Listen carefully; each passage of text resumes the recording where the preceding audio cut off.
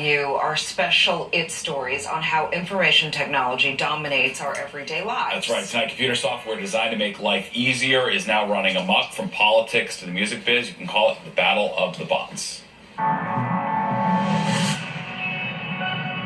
Like most things, bots aren't inherently bad. They've just garnered a lot of attention for all the wrong reasons, particularly over the past year.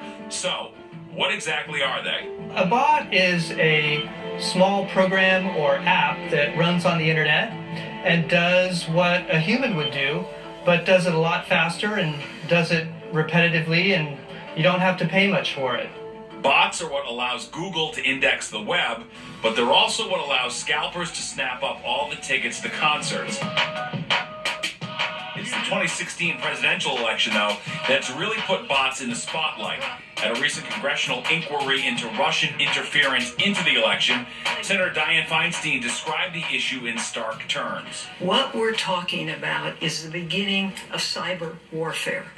In total, Facebook turned over 3,000 ads to Congress that originated in Russia.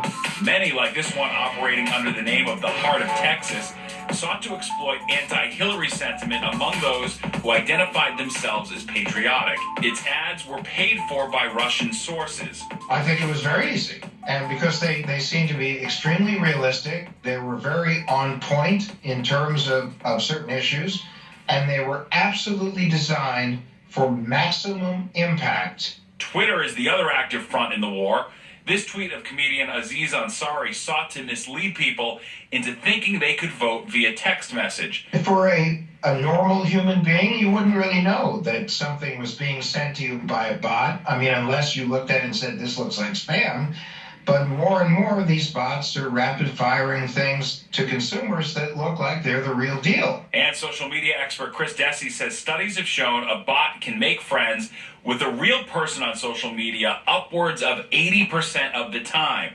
So, what do? Dessy says vigilance remains key. When we see content, we take it with a grain of salt. When we see something going viral, we scratch our heads and we wonder why. When we see somebody's content just getting retweeted arbitrarily and we're like, that doesn't make any sense with what's happening, be an adult, take a step back and say, okay, it's probably a bot.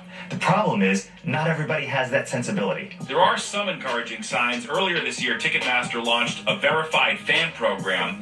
Basically, it tries to weed out the bots from real fans by making people register online 2 to 3 weeks before a show they want to buy tickets for. No one else can use it but you, especially not a bot. Taylor Swift, John Mayer, Ed Sheeran, and U2 among the megastars hopping on board the program in an attempt to box out the bots. Facebook CEO Mark Zuckerberg warned shareholders it would be embarking on a costly campaign to rid the site of fraudulent accounts. I don't necessarily believe they're unstoppable, but they're difficult to stop. There are people that can do it. It takes time, it takes money, it takes know-how, and it takes the will to do it. The craziest thing, our experts tell us as much as half of all internet traffic is from bots. Wow. Kind of crazy. Right, so busy. Yeah.